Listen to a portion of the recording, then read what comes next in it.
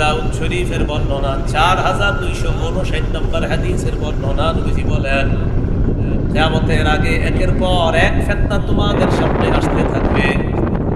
ইউসবিহুর রাজুলু ফিহা মুমিনা, কোন মানুষকে তোমরা মনে করবা সকালবেলা ইমানদার, ইউমসি কাফিরা, বিকালবেলা যে লোকটা বেঈমান হয়ে যাবে তুমি জানবাও না। ওয়া ইউমসি মুমিনা ওয়া ইউসবিহু কাফিরা, বিকালবেলা বেঈমানদার থাকবে, ইমানদার থাকবে, সকালবেলা লোকটা বেঈমান হয়ে যাবে। তিরমিজি শরীফের বর্ণনা 2260 নম্বর হাদিসের বর্ণনা।